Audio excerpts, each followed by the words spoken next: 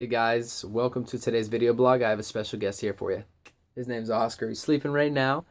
He's my new little pup. We've had him for about 2 months now. He's 8 or 9 months old, so he's still a little guy, but he's an absolute gem. Behaves super well.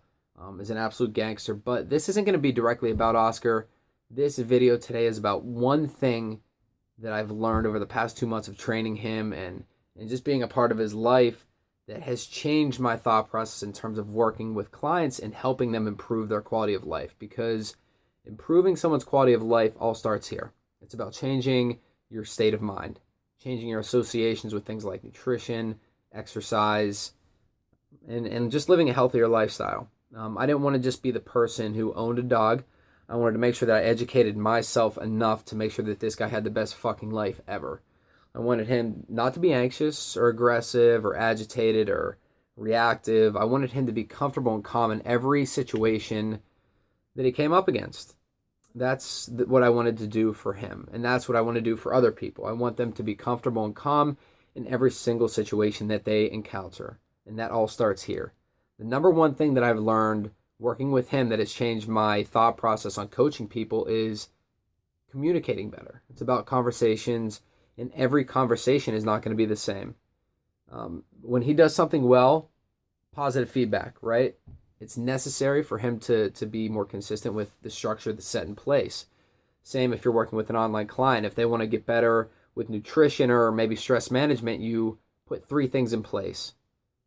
Drink a little bit more water every day, say half of your body weight in ounces of water a day, veggies with every other meal, and then 7 to 9 hours of sleep a night. If they do really well with that structure and they're consistent with it, praise them, give them good feedback.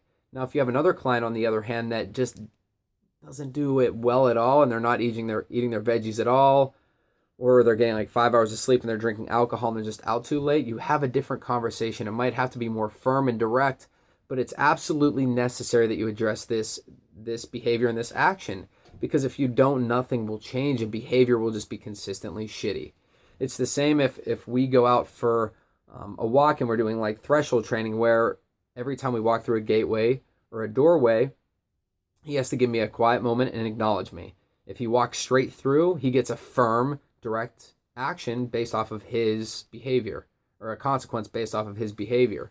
If he does well and he gives me an acknowledgement and gives me some time to where he's quiet, he looks at me, gives me a quiet moment, then he gets positive feedback. Conversations are necessary. Good, bad, in the middle, whatever it is, you need to address things right away, if they're good or if they're bad. The proof is in the pudding, guys. The proof is in the pudding.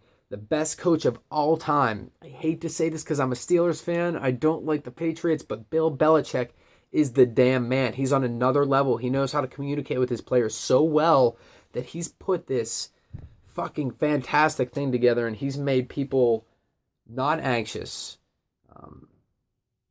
not reactive, because they know what's going to happen if they act shitty or if there's shitty behavior. It's not always good, guys. That's how you change people's quality of life, though. You have to change their state of mind, their associations with things. Once you do that, that's when you start to change people's lives. That's when you start to change dogs' lives. It's communicating, being able to interact and have conversations with each other is absolutely necessary. So keep that in mind, guys. All right? Peace.